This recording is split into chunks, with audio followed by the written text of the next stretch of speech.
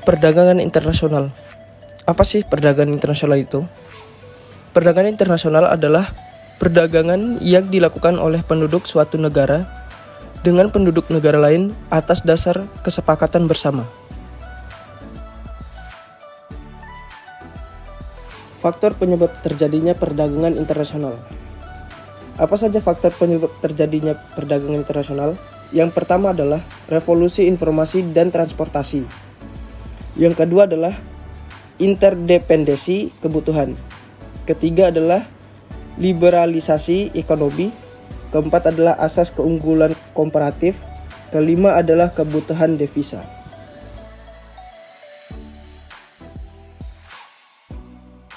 Selanjutnya, ada teori perdagangan internasional. Teori perdagangan internasional ada dua. Yang pertama adalah teori keunggulan absolut. Lalu yang kedua ada teori keunggulan komparatif.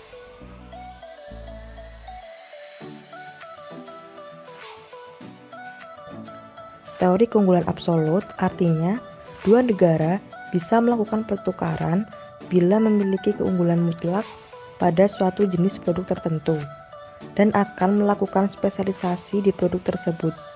Teori ini dicetuskan oleh Adam Smith.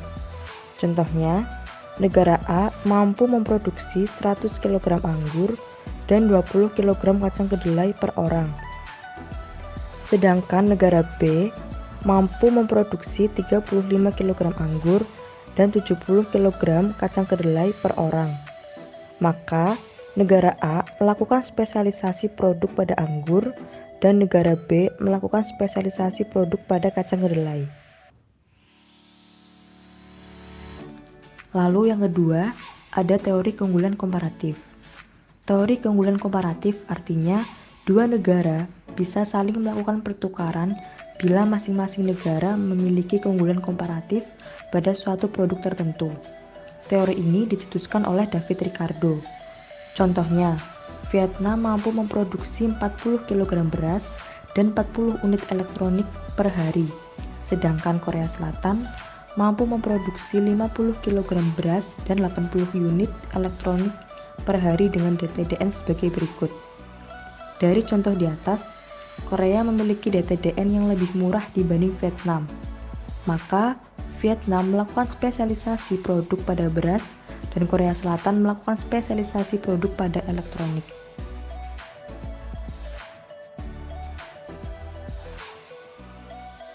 Selanjutnya, ada kegiatan ekspor dan impor. Kegiatan ekspor adalah penjualan barang ke luar negeri dengan menggunakan sistem pembayaran, kualitas, kuantitas, dan syarat penjualan lainnya yang telah disetujui oleh pihak eksportir dan importir. Sedangkan impor adalah proses pembelian barang atau jasa asing dari suatu negara ke negara lain.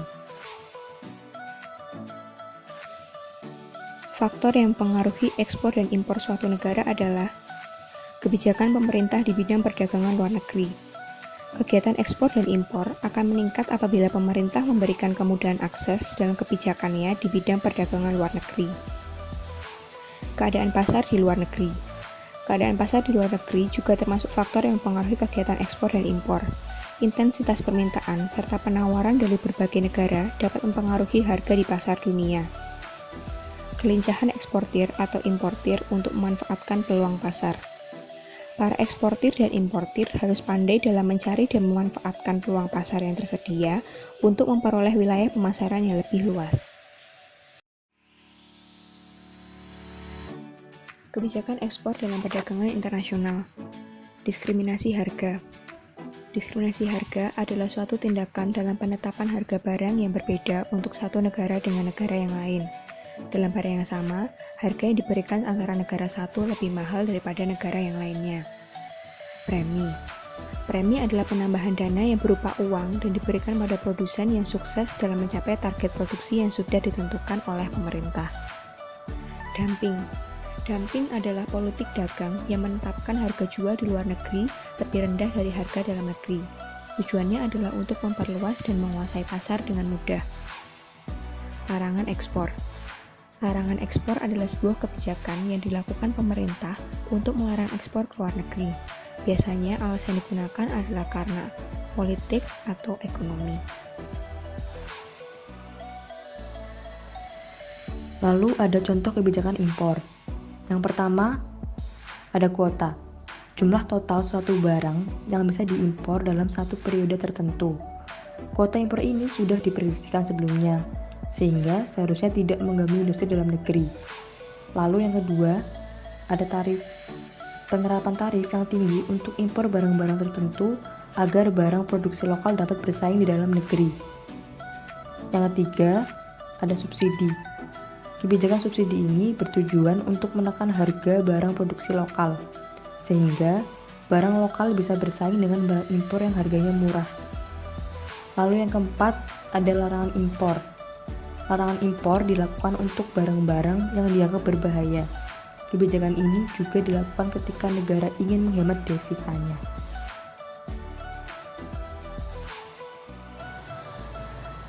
Dampak diberlakukannya tarif.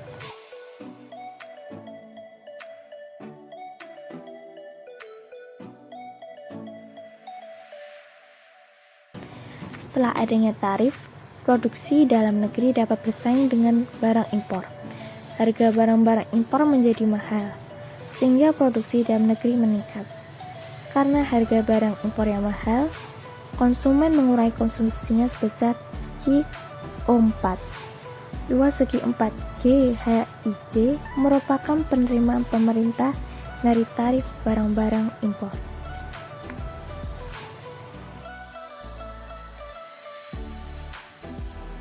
Dampak kuota impor.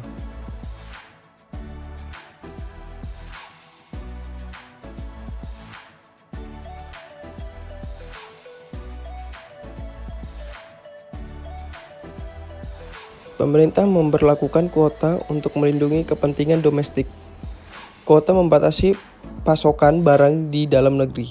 Sebaliknya, di produsen domestik, harga jual produk mereka menjadi lebih kompetitif relatif terhadap produk impor.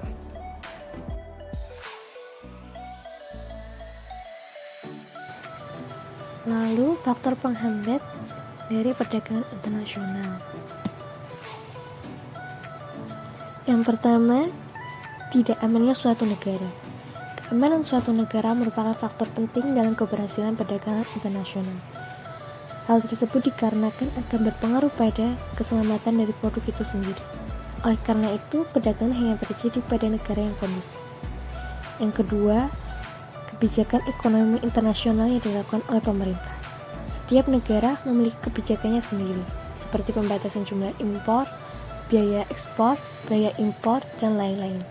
Kebijakan seperti itu membuat pelaku usaha untuk berpikir panjang untuk melakukan perdagangan internasional. Yang ketiga, tidak stabilnya kurs mata uang asing. Setiap negara memiliki mata uang yang berbeda dengan nilai tukar yang berbeda. Jadi kondisi kurs tidak stabil akan membuat importer dan eksportir mengalami kesulitan dalam menentukan harga, sehingga berdampak pada permintaan dan penawaran. Lalu, apa saja manfaat perdagangan internasional?